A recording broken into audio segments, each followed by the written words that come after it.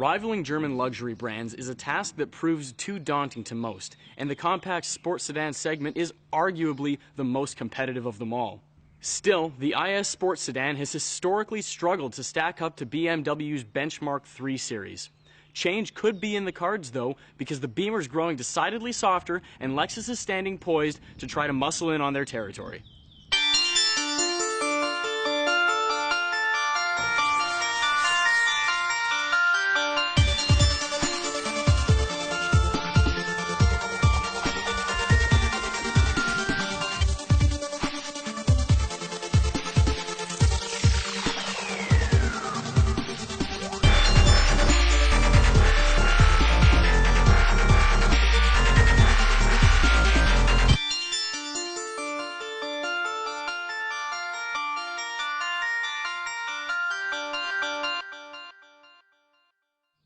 It might come as a disappointment, but you'll end up choosing between the same two powertrains as you had in the second generation.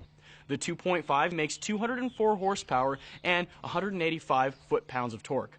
The 3.5-liter version makes 306 horsepower and 277 foot-pounds. Both the 250 and 350 models are available in all-wheel drive and can come with the F-Sport package. Expect a 6-speed automatic on all of those cars except the rear-wheel drive 350 F-Sport, which gets the same 8-speed automatic as the ISF. The rear-wheel drive 250 will get an average 24 miles per gallon or 23 with the all-wheel drive. Of course, the sportier 350 is less efficient, although not by much, with an average 22 for the rear-wheel drive or 21 for the all-wheel drive models.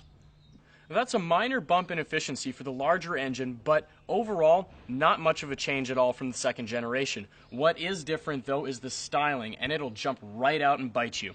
The LED panels are now not a part of the headlight, and the entire front fascia is redesigned. Of course, we have the spindle grille that you've no doubt seen on the rest of the Lexus lineup, which with the F-Sport package gets even more aggressive.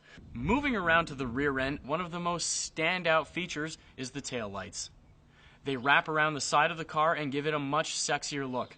Not only that, but the F-Sport rims also set the car off. Speaking of F-Sport, let's have a look at the inside and what you get with that package. Lexus is a segment leader when it comes to things like interior quality, luxury, and tech. And it shouldn't come as any surprise, but this new IS falls right into that category as well. Of course, you get the little touchpad that makes navigating the infotainment system a breeze. You actually get weather updates and traffic updates via HD radio, subscription free. Regardless of which package you choose, the new seats in the IS are more comfortable than the outgoing model. For example, there's extra lumbar support in the rear seats. Bump it up to the F-Sport package and you get these especially bolstered sports seats, on the other hand, that are only trimmed in the synthetic New Lux material. But the coolest standout feature with the F-Sport package is undoubtedly the LFA-inspired gauge cluster that slides to the right with just the touch of a button on the steering wheel. No matter what, when it comes to the Lexus IS cars, you're in for a sporting experience. After all, both of them are rear-wheel drive V6 powered sports sedans.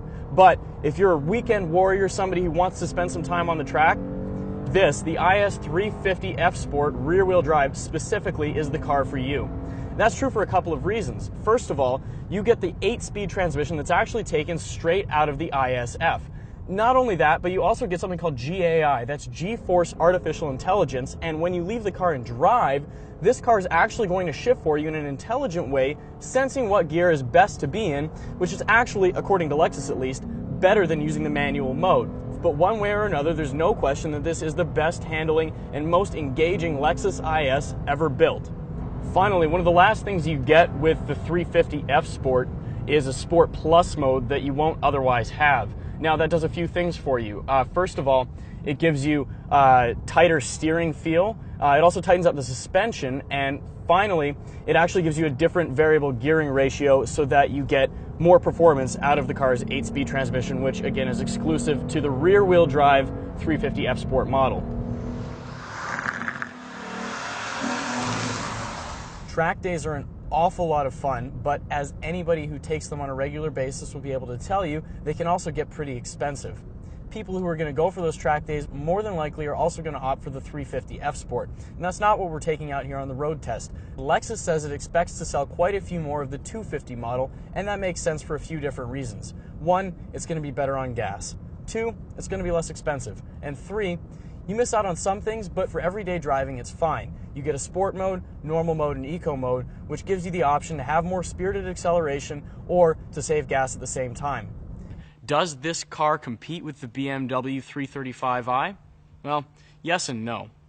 From a sporting perspective, it just doesn't quite stack up and it's not as athletic. But then again, the Lexus is much easier to live with. It's comfortable, it's more simple to use, and it's nicer from a daily driver's perspective. So, if performance means the most to you, you better look elsewhere. But if you want something that's going to be a more pleasurable daily drive, the new Lexus IS is certainly a car you need to consider. For more on this review and others like it, visit autoguide.com.